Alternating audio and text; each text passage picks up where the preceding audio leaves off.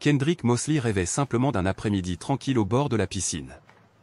Mais lorsque deux policiers sont arrivés pour remettre en question son droit d'être là, un voisin silencieux a enregistré un record, et plus rien dans leur quartier ne serait plus jamais comme avant. Les dimanches après-midi avaient une signification particulière pour Kendrick Mosley. Non pas parce qu'ils étaient calmes, relaxants ou même prévisibles, mais parce qu'ils étaient siens. Ce petit moment, après la ruée des échéances et avant la semaine de travail suivante, était sacré. C'était le moment où il pouvait respirer, réfléchir, simplement exister. Il enfila ses tongs, attrapa son thermos en acier inoxydable rempli de thé glacé à l'hibiscus, glissa son exemplaire corné de L épouvanteur qui était assis près de la porte sous son bras, et parcourut le court chemin qui menait de sa maison de ville à la piscine. À Marietta, en Géorgie, l'air était épais comme à la fin de l'été, mais la brise le rendait supportable. Kendrick adorait la promenade. Il longeait les étayers. Il longeait les mêmes arbres fatigués. Pas de musique forte panneau. Au-delà de la parcelle de pelouse où les enfants du quartier ont laissé leurs pistolets à eau néon. Il trouva une chaise près du grand bain et s'y installa. Pendant 20 minutes, rien ne se passa.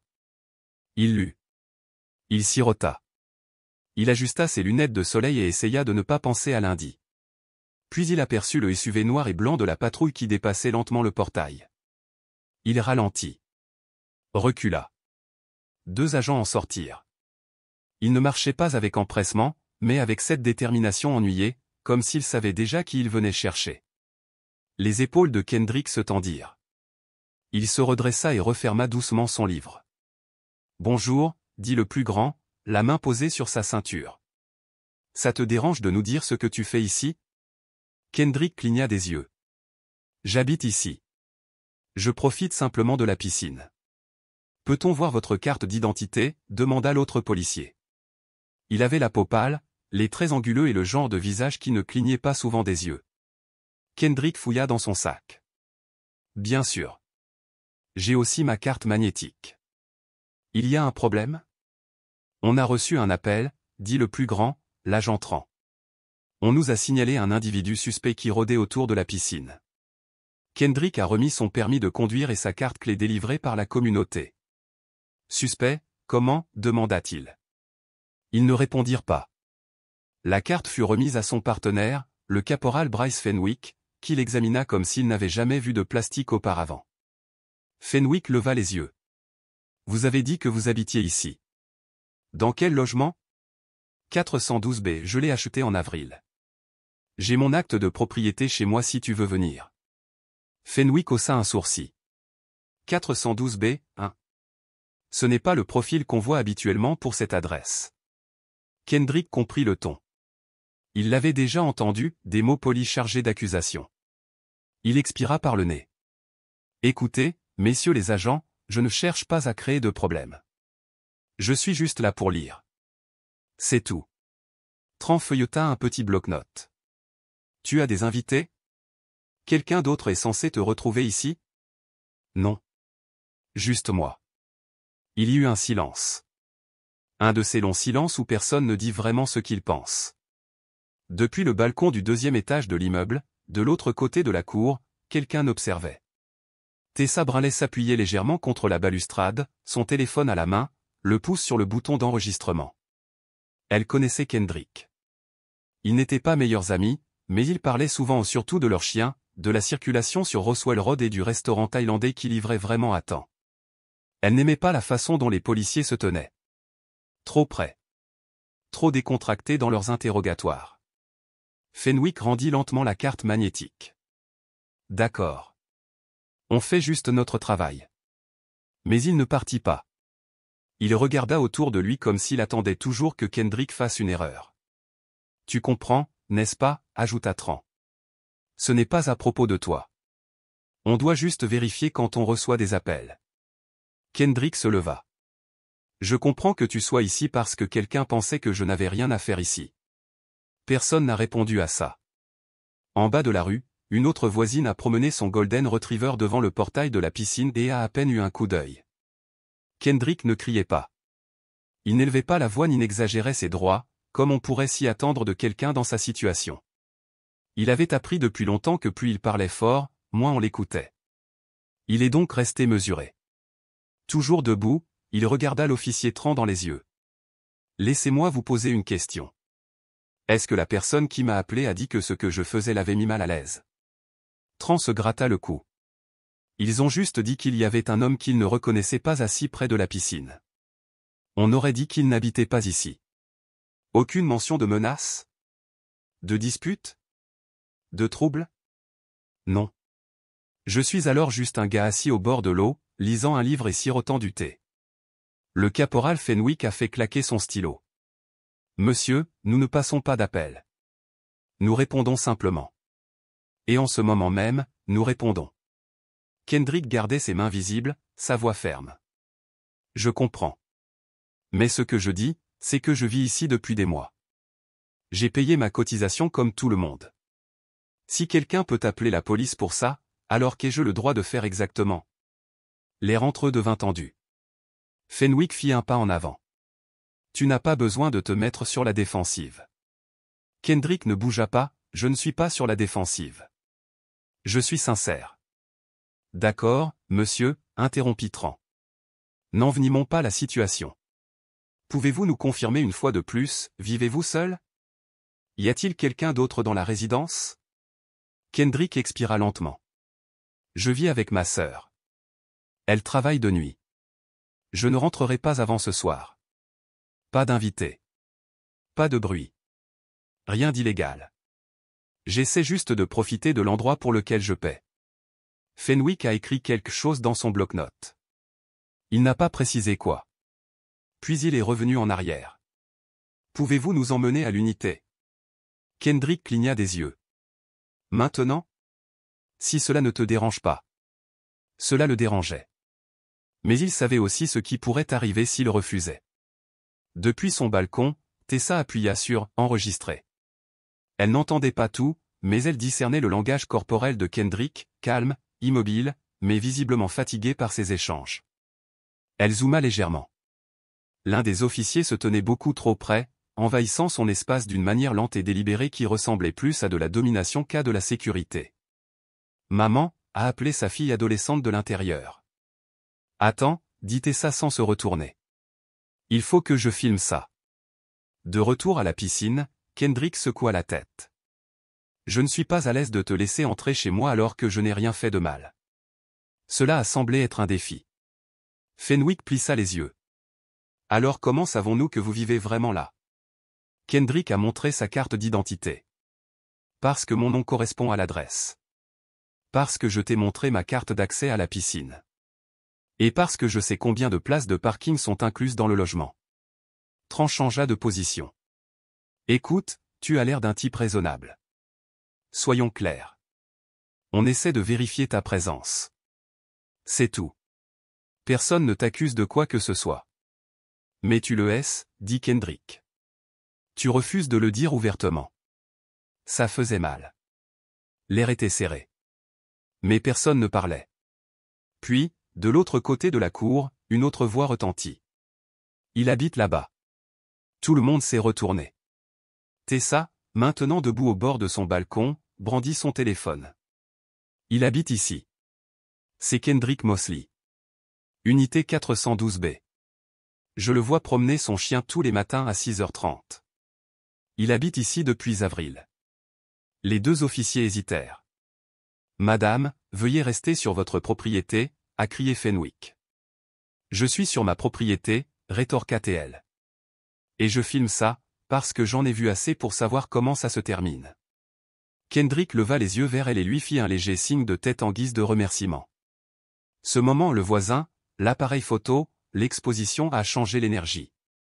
Le ton de Tran s'adoucit. Très bien, monsieur Mosley. Je pense que tout va bien. Merci pour votre coopération. Mais Kendrick ne répondit pas. Il se rassit sur sa chaise, prit son livre et fixa la page ouverte sans lire un mot. Les policiers restèrent immobiles quelques secondes embarrassés avant de repartir vers leur SUV.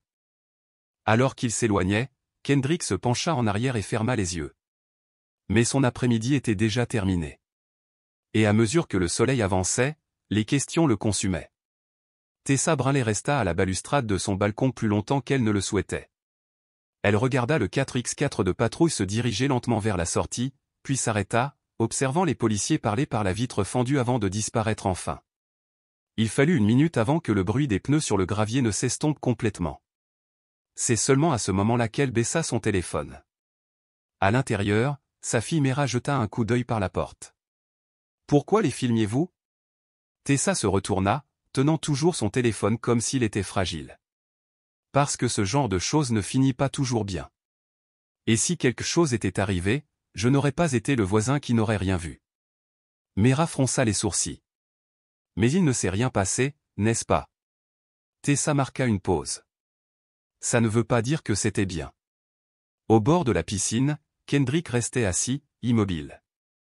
Pas de téléphone. Pas de musique. Juste lui et le livre qu'il ne lisait plus. D'en haut, il paraissait petit sous l'éclat du soleil, comme un homme forcé de faire preuve de calme juste pour maintenir la paix. Elle l'avait vu maintes fois.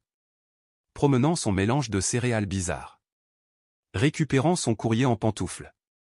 Parfois discutant d'engrais pour pelouse avec Monsieur Free, du dernier étage, comme deux retraités. L'homme avait une routine. Il s'y adaptait.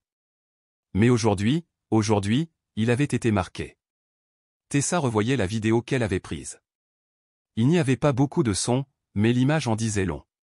Kendrick, raide, les bras sous contrôle. Les deux officiers se tenaient près de lui. L'un écrivait. L'autre le serrait contre lui.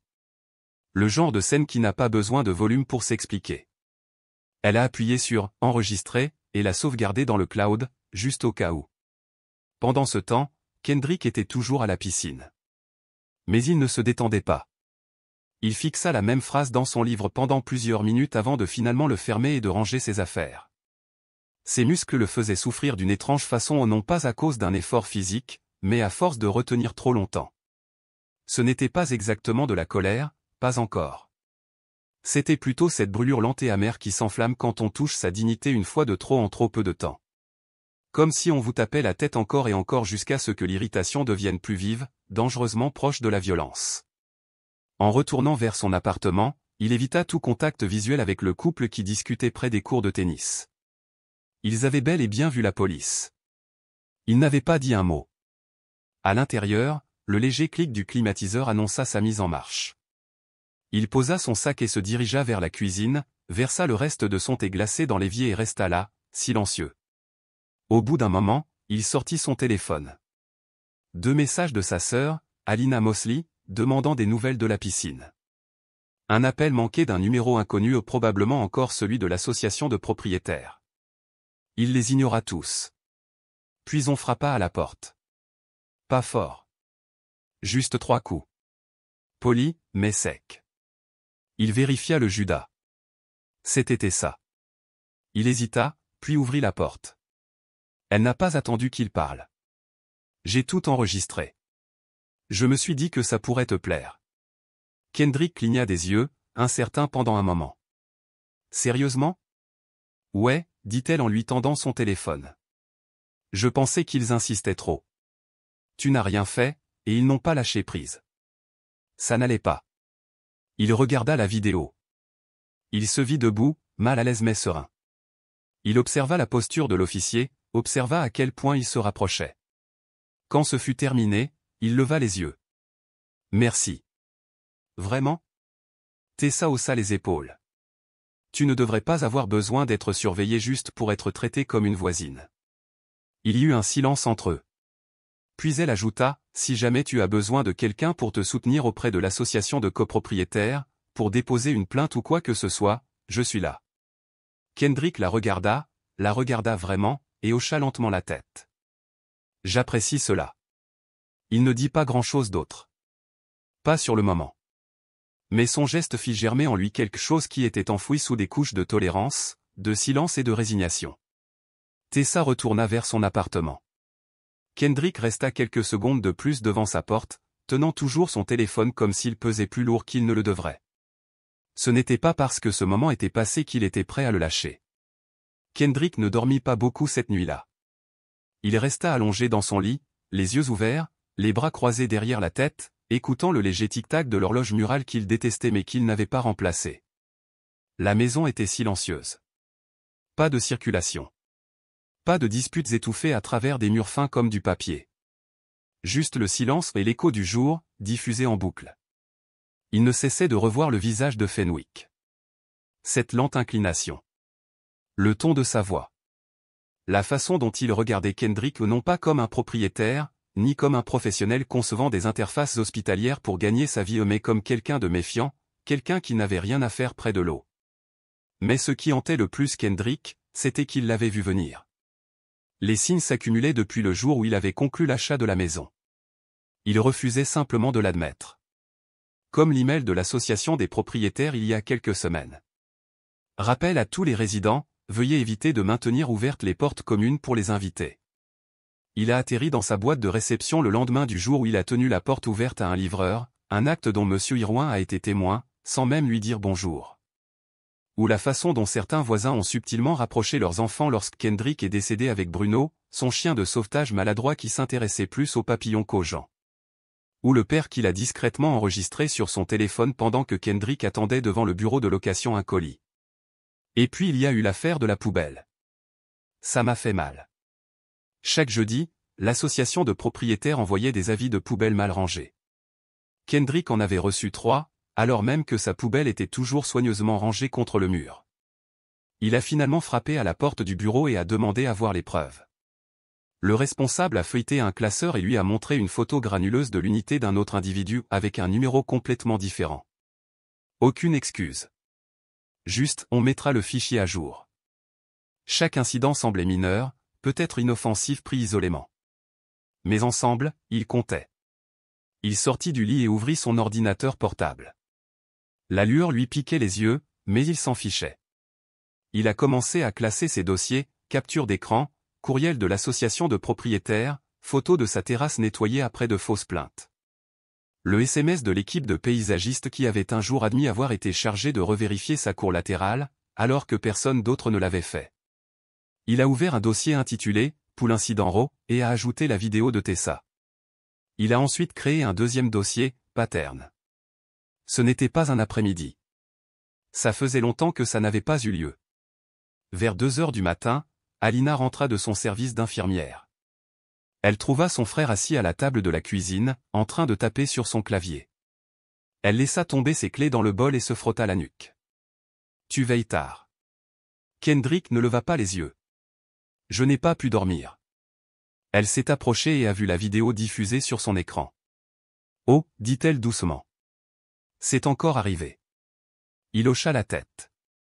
Elle s'appuya sur le comptoir et croisa les bras. « Celui-ci est pire que les avis de poubelle ?» Il émit un demi-rire. « 2 agents sont arrivés aujourd'hui. Ils ont dit que j'avais l'air suspect assis au bord de la piscine. Ils ne croyaient pas vivre ici. Ils m'ont demandé de présenter ma pièce d'identité et m'ont demandé de venir dans l'unité. » Alina ferma les yeux. Tessa l'a enregistré. « Bien, dit-elle. » Elle l'a apporté. Alina s'assit en face de lui. « Et maintenant ?» Kendrick marqua une pause. « Je ne sais pas. J'ai tout documenté. Mais c'est comme si on empilait tout et qu'on se demandait encore si ça valait la peine de réagir. Si on dit quelque chose, on nous accuse d'avoir semé le trouble. Si on se tait, on écrit l'histoire à notre place. » Alina tendit la main par-dessus la table et toucha sa main. « Tu connais déjà la réponse. » Kendrick la regarda. « Oui. Je le fais. » Mais il savait aussi que dire la vérité ne garantissait pas que quelqu'un l'écouterait. Le lendemain matin, il ressentit une lourdeur inouïe. Kendrick se tenait devant le miroir, sa brosse à dents pendue au coin de la bouche, fixant son reflet, se demandant s'il reconnaissait l'homme qui le regardait. Non pas à cause de son apparence. Mais à cause de la fatigue qu'il ressentait. Pas seulement physiquement, mais profondément spirituellement. Il a pris une douche. Il s'est habillé. Il a fait du café. Il a fait les gestes. Puis il attrapa ses clés et jeta un coup d'œil au sac de piscine près de la porte. Il adorait cette promenade, ce court trajet entre sa porte et les chaises longues. C'était un lieu paisible. C'était comme passer sous un détecteur de métaux. On sait qu'on n'a rien sur soi, mais on se prépare quand même à l'alarme. Il a laissé le sac derrière lui. Au lieu de cela, Kendrick emmena Bruno faire une longue promenade le long du sentier de campagne, près des bois qui bordent le quartier. Moins de regards. Moins de pression. Bruno bondissait comme toujours, reniflant les arbres, inspectant les emballages de snacks vides comme autant d'indices dans un mystère. Kendrick le laissait mener. Se laissait respirer. Mais alors qu'il tournait au coin de la rue pour revenir vers la communauté, quelque chose clochait. Les gens le regardaient différemment. Pas tout le monde. Mais suffisamment. Madame Carson, qui d'habitude saluait de la main les plantes de son Porsche, s'est détournée avant que leurs regards ne se croisent. Le couple de l'unité 3055, qui souriait habituellement lorsqu'il passait avec Bruno, a gardé la tête basse. La nouvelle s'était répandue. La vidéo de Tessa s'était retrouvée sur le groupe Facebook privé de l'association. Quelqu'un l'a divulguée sur une page de défense des droits locaux. À 10 heures, elle avait été partagée plus de 300 fois. Kendrick n'avait rien publié lui-même. Aucune déclaration. Aucun tweet. Mais la vidéo était plus éloquente que tout ce qu'il aurait pu dire. À son retour chez lui, il trouva 2 lettres glissées sous sa porte. L'un d'eux venait de l'association des propriétaires. Nous sommes au courant d'un incident récent impliquant les forces de l'ordre et un résident. Veuillez traiter les membres de notre communauté avec respect et bienveillance. C'était creux. Froid. La deuxième enveloppe n'avait pas d'adresse de retour. À l'intérieur se trouvait une note écrite en lettres majuscules serrées. N'attirez pas l'attention sur vous. Nous voulons tous simplement vivre en paix. Kendrick fixa longuement le papier, puis le plia en 2 et le jeta à la poubelle. Il n'était pas surpris. Plus maintenant. Cet après-midi-là, il a appelé Tessa. « Salut », répondit-elle rapidement. « Je me suis dit que j'aurais peut-être de tes nouvelles. »« J'ai vu le message », a-t-il dit. « Je ne m'attendais pas à ce qu'il bouge comme ça. » Elle soupira. « Ce n'était pas moi. Je l'ai envoyé à une amie qui travaille dans un groupe de justice communautaire à Decada. Elle m'a demandé si elle pouvait le partager anonymement. J'ai dit oui. J'aurais peut-être dû te le demander avant. » Non, dit Kendrick. Tu as bien fait. Il y eut une pause. Ça va, demanda-t-elle. Il hésita, puis dit la vérité. Pas vraiment. Elle baissa la voix. Tu ne devrais pas avoir à porter ça tout seul. Il appréciait cela plus qu'il ne pouvait le dire. Mais une partie de lui avait appris à ne pas trop s'appuyer sur les autres. Trop souvent, l'inquiétude se transformait en silence dès que la situation devenait inconfortable. Ce soir-là, Kendrick était assis sur son balcon. Bruno se blottissait à ses pieds. Le ciel passa du rose au gris. Il pensa à son père. À la fois où ils avaient été arrêtés à Fayetteville pour un signalement correspondant. Son père était resté calme et respectueux, même si Kendrick voyait la peur dans ses yeux. Tu n'as pas le droit de faire des erreurs, lui dit plus tard son père. Si tu fais des erreurs, tu leur donnes une raison. Et si tu leur donnes une raison, ils écriront ton histoire sans toi. Aujourd'hui, des décennies plus tard, Kendrick porte toujours le poids de cet avertissement. Il ne voulait pas d'ennuis. Mais les ennuis semblaient toujours le trouver. Tout ce qu'il a toujours voulu, c'était la paix. Mais peut-être cette fois, il avait une raison d'écrire l'histoire lui-même. Le lendemain matin, Kendrick avait pris sa décision. Il se versa une tasse de café, s'assit à la table de la cuisine et ouvrit son ordinateur portable. Les dossiers qu'il avait classés 2 nuits plus tôt étaient toujours là. Étiquetés. Horodatés. Catalogués comme des preuves en attente d'un procès. Il cliqua sur le dossier « Motif » et observa la liste qui s'allongeait, capture d'écran, email, et même une photo qu'il avait prise 2 mois plus tôt d'une note manuscrite sur son pare-brise qui disait « Baisse le volume, les gens ont du travail ». C'était après un dimanche après-midi où il avait écouté du jazz sur son enceinte Bluetooth pendant exactement 12 minutes. Il a ouvert un nouvel email. Objet, plainte formelle concernant l'incident du 13 août 2025. Il n'a pas écrit ça comme quelqu'un en colère. Il l'a écrit comme quelqu'un épuisé de ne pas avoir été cru. Il s'est tenu aux faits, heure, lieu, nom des policiers. Il a expliqué l'échange à la piscine, a joint un lien vers la vidéo filmée par Tessa et a mentionné le nom d'un autre voisin, Monsieur Free, qui lui avait ensuite envoyé un SMS disant qu'il avait tout entendu depuis sa terrasse et qu'il se porterait garant de Kendrick si nécessaire. Une fois terminé, il relut le message en entier 3 fois avant d'appuyer sur « Envoyer ». Et ce faisant, il ne ressentit aucun soulagement. Il avait l'impression d'avoir craqué une allumette dans une pièce pleine de papier. Quelques heures plus tard, son téléphone sonna, numéro inconnu. Il laissa le téléphone sonner. Puis un autre appel arriva, cette fois d'un contact qu'il reconnaissait. Tasha Mural, une ancienne amie d'université qui travaille désormais dans le domaine du plaidoyer et du soutien juridique dans le comté de Dalbe. Il a décroché. « J'ai vu la vidéo, dit-elle. Je n'avais même pas réalisé que c'était toi au début. Ça va ? Je vais bien, répondit Kendrick. Enfin, autant que possible quand on appelle la police parce que tu as osé te détendre. Vous portez plainte ? Je l'ai déjà fait. Tu veux du renfort ? Kendrick se renversa dans son fauteuil. Quel genre de renfort ?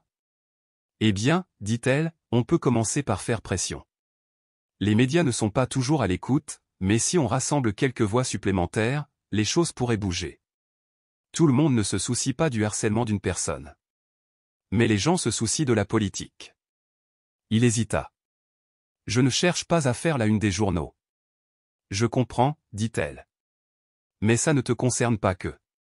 Tu sais à combien de personnes ça arrive et qui n'ont pas de vidéo ? Qui n'ont pas de Tessa sur le balcon ? Il n'a pas répondu. Tasha ajouta, tu as déjà allumé le feu. Autant en profiter. Il a accepté de la rencontrer le lendemain. Ce soir-là, lui et Alina étaient assis sur la terrasse, avec des plats à emporter et une douce musique diffusée par son téléphone. L'air était chaud mais agréable. Pour la première fois de la journée, la vie semblait presque normale. Alina leva les yeux de ses nouilles. Tu as parlé à quelqu'un ? Oui, Tasha. Elle veut t'aider à la plainte. Alina hocha la tête en mâchant lentement. Je trouve ça intelligent. Je ne veux pas que ce soit plus grand que ce que c'est. Trop tard, dit-elle. C'est déjà plus gros. Ce n'est pas toi qui l'as fait comme ça. C'est eux. Kendrick sirota son eau. Tu te lasses parfois de cette conversation ? À chaque fois, dit-elle. Et pourtant, nous y sommes. Il regarda la cour sombre. Quelques lumières du porche brillaient. Quelque part, un chien aboyait faiblement. Il se demanda si ces mêmes voisins qui avaient observé la scène en silence la veille prendraient la parole s'il le fallait. Il n'y comptait pas. Le lendemain matin, Tessa l'arrêta près de la boîte aux lettres. « J'ai reçu une lettre, dit-elle. » Il haussa un sourcil. « De qui ? » « OA. Avertissement concernant les comportements inappropriés et le partage de vidéos non autorisées. » Kendrick cligna des yeux. « Tu es sérieux ? » « Ouais. C'est bien habillé, mais c'est ce que ça veut dire. Avez-vous fait quelque chose d'autorisé ? » « Non, dit-elle. J'ai filmé depuis mon balcon. Je n'ai enfreint aucune règle. Mais vous savez comment ça marche. Ils veulent que les gens se taisent. » Il fixa la lettre qu'elle tenait entre ses mains, le mince voile de professionnalisme dissimulant à peine un message pourtant clair comme de l'eau de roche. « Asseyez-vous. Ne faites pas de vagues. »« Tu vas te battre ?» demanda-t-il. « Je l'ai déjà fait, dit-elle. Je l'ai transmis à ma cousine avocate. Elle est plus douée que moi avec les mots. » Kendrick sourit. « J'aime ton style. » Tessa pencha la tête. « Cet endroit a peut-être l'air impeccable, mais il y a quand même des fissures. » Il hocha lentement la tête. « Oui. Et maintenant, ces fissures apparaissent. Mais une fois qu'elles apparaissent, soit on les colmate, soit elles s'étendent. » Mercredi matin, l'histoire de Kendrick ne circulait plus seulement dans les groupes de discussion locaux. Elle était parvenue au Metro View Journal, un blog d'information de taille moyenne de la région d'Atlanta, connu pour relayer des histoires de justice communautaire ignorées par les grandes chaînes. Le titre disait « Un homme harcelé par la police alors qu'il était assis au bord de sa piscine ». La vidéo d'un voisin raconte une histoire différente. L'article citait des extraits de sa plainte officielle, mentionnait la réponse tiède de l'association des propriétaires et incluait même un lien vers la vidéo complète. En quelques heures, d'autres personnes ont répondu à l'appel. Certains commentaires étaient attentionnés et encourageants. D'autres, moins. Kendrick n'a même pas eu besoin d'ouvrir l'article pour ressentir la chaleur. À l'épicerie, quelqu'un l'a reconnu et lui a demandé « C'est toi le gars de la piscine ?» Il a esquissé un sourire las et a continué son chemin. Au parc à chiens, une jeune femme a hoché la tête, comme si elle partageait le même secret. À son café habituel, un serveur lui a glissé un mot avec sa commande « Reste droit ». Mais dans son quartier, La situation était compliquée. Le soutien arrivait discrètement. Une femme nommée Shipley, qui siégeait au conseil d'administration de l'association de propriétaires et ne lui disait que bonjour, l'arrêta devant la salle du courrier. Je voulais juste dire que j'ai vu cette vidéo. Et je suis désolé. Cet endroit a des problèmes. Depuis toujours. Il appréciait cela, même en murmurant. Mais la véritable tension était en ligne. Le groupe Facebook privé du quartier était devenu un champ de bataille. Les commentaires fusaient. Il aurait pu simplement montrer sa carte d'identité et passer à autre chose. Pourquoi en faire tout un plat? Pourquoi attaquons-nous nos officiers parce qu'ils font leur travail? Si j'étais là, personne n'aurait appelé la police. Je me demande pourquoi. Cette communauté a toujours été accueillante. Ne laissez pas les étrangers déformer cela. Ce n'était pas que des mots sur un écran. C'était une exposition. Kendrick a lu quelques fils de discussion, puis s'est arrêté. Dès que les gens ont commencé à se demander s'il semblait agressif, il a compris qu'il n'était pas confronté à la logique. C'était du réconfort, des gens défendant le monde tel qu'ils le voulaient, et non tel qu'il était réellement. Pendant ce temps, Tasha a réagi rapidement. Elle l'a mis en contact avec un avocat spécialisé dans les droits civiques à Roswell, expérimenté dans le traitement des plaintes des autorités locales. Ensemble, ils ont rédigé une deuxième lettre, plus détaillée, adressée au bureau des affaires internes de la police de Marietta. Elle comprenait des images de Tessa, une déclaration écrite de M. Free et des captures d'écran des tentatives de l'association de propriétaires de le réduire au silence, lui et Tessa. 2 jours plus tard, la ville a publié un avis officiel. L'agent Trang et le caporal Bryce Fennick avaient tous deux été placés en congé administratif dans l'attente d'un examen. Le langage utilisé était prudent, procédure de routine, non punitif, la confiance de la communauté est primordiale pour nous. Mais le message était clair, la pression a porté ses fruits. Kendrick fixa longuement l'annonce sur son écran. Il n'applaudit pas. Il ne leva pas le poing et n'appela personne. Il resta simplement assis dans son salon, les stores à moitié fermés, Bruno ronflant par terre, repensant à la vitesse à laquelle les choses avaient basculé, de sa posté au bord de la piscine à son statut de figure emblématique de ce qu'il n'avait jamais voulu représenter. Plus tard dans la journée, on frappa à la porte. Ce n'était pas Tessa. Ce n'était pas le facteur. Un journaliste local, Rowan Yates, se tenait debout, un micro à la main, entouré d'un caméraman discret. Monsieur Mosley, dit doucement Rowan, nous espérions poser quelques questions sur ce qui s'est passé ce week-end. Kendrick hésita. Pourquoi? Rowan fit un léger geste. Parce que beaucoup de gens ont vu cette vidéo, et je pense qu'ils attendent que tu dises quelque chose. Kendrick baissa les yeux, puis les releva. J'ai déjà dit ce que je devais dire dans ma plainte. Je comprends, dit Rowan. Mais parfois, les histoires sont perçues différemment lorsqu'on entend la voix qui les porte. Kendrick ne les invita pas à entrer, mais il ne ferma pas la porte non plus. Il sortit, les bras croisés. D'accord, dit-il. Tu veux une citation? Je t'en donnerai une. Rowan a levé le micro. J'essayais juste de me détendre, dit Kendrick d'un ton calme et clair. Mais quelqu'un a décidé que je n'avais pas l'air d'être à ma place. Et au lieu de me poser la question, ils ont appelé la police. La police n'a rien demandé non plus. Ils ont présumé. C'est de ça qu'il s'agit. Des suppositions. C'est la rapidité avec laquelle les gens protègent leur confort et leur lenteur à protéger la dignité d'autrui. Rowan baissa le micro, visiblement ému, sa voix toujours suspendue dans l'air comme de la fumée après qu'une allumette se soit éteinte. Merci. Pas de problème, dit Kendrick. Fais en quelque chose d'utile. Mais une fois que votre histoire est publiée, vous ne pouvez pas toujours contrôler où elle va ensuite. L'interview a été diffusée ce soir-là sur Channel 12. Un court extrait, d'Accent grave peine 3 minutes, entre la hausse du prix de l'essence et un article superficiel sur la foire du comté. Malgré tout, il a touché une corde sensible. Au matin, la boîte de réception de Kendrick contenait près de 30 nouveaux messages. Certains provenaient d'inconnus qui le remerciaient d'avoir pris la parole. D'autres provenaient d'anciens camarades de classe dont il n'avait plus eu de nouvelles depuis des années. L'un d'eux, d'une femme nommée Loretta Pugh, disait « Ils ont fait ça à mon neveu l'année dernière. Il a toujours peur de marcher seul la nuit. Merci de ne pas laisser passer ça. » Mais tous les messages n'étaient pas encourageants. Certains ressentaient plus de froid. Des avertissements déguisés en conseils. Attention aux batailles que vous choisissez. Les communautés ont la mémoire longue. Certains d'entre nous souhaitent simplement que les choses reviennent à la normale. Kendrick a tout lu. Aucun n'a été supprimé. L'association de propriétaires a finalement envoyé un communiqué à toute la communauté. Il ne mentionnait aucun nom. Il faisait simplement vaguement référence à un incident impliquant des résidents et les forces de l'ordre. Il promettait de revoir les protocoles de sécurité et de prévention des préjugés. C'était du jargon d'entreprise, conçu pour ressembler à des actes, tout en disant le moins possible. Puis vint le dépliant.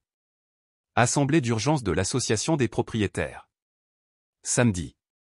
10 heures. Salon du Clubhouse. Kendrick fixait le message collé à sa porte. Cela ressemblait plus à une convocation qu'à une invitation. Il ne voulait pas y aller. Mais s'absenter était encore pire. Le samedi arriva plus vite que prévu. Il enfila un polo propre, repassa son jean et arriva en avance. Le salon vibrait d'une tension discrète. Pas d'excitation. D'impatience. Des chaises disposées en petits cercles. Un café à la main. Des sourires crispés. Tout le monde faisait comme s'il n'attendait pas la foudre. Tessa lui fit signe d'approcher. Elle portait une robe d'été sous une veste en jean et avait téléchargé la vidéo sur son téléphone, au cas où quelqu'un tenterait de nier ce qui s'était passé. Monsieur Free était assis à l'avant, les bras croisés. Quelques autres personnes que Kendrick ne connaissait pas lui adressèrent un léger signe de tête. C'était la première fois qu'il réalisait combien de personnes avaient été attentives. Le conseil d'administration de l'association de propriétaires était assis derrière une table pliante.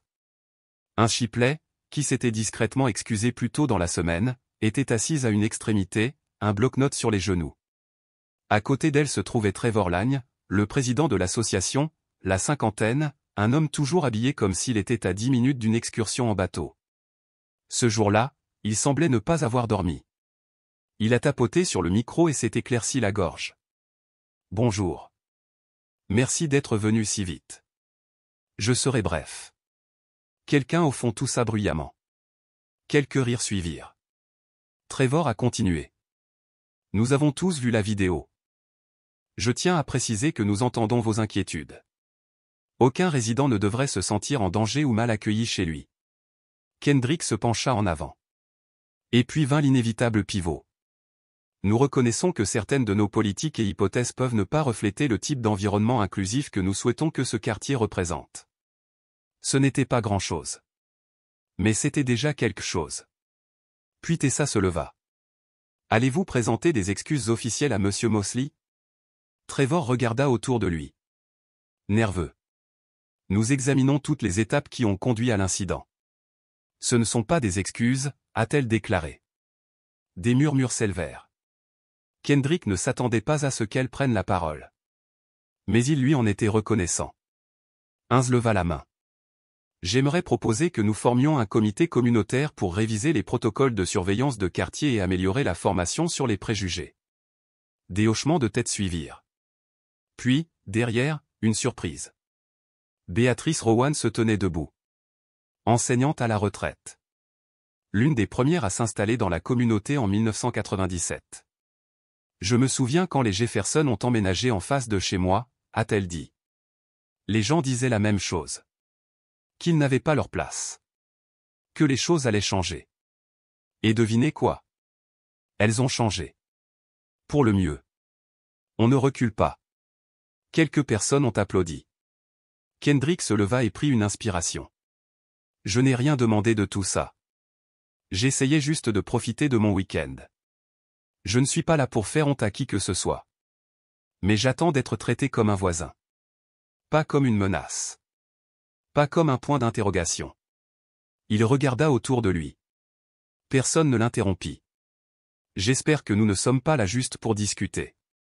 Parce que j'ai mieux à faire que de revivre 10 fois le même moment que tous les hommes noirs que je connais ont déjà vécu. Il s'est rassis. La pièce expira. Mais tout le monde savait que ce n'était pas la fin.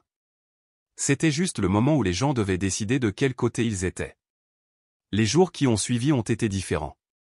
Ni plus bruyants, ni plus calmes. Juste plus honnêtes. Les gens regardaient désormais Kendrick, et non plus à travers lui. Certains ont fait signe de la main. D'autres non. Mais plus de faux-semblants. Plus d'erreurs d'identité.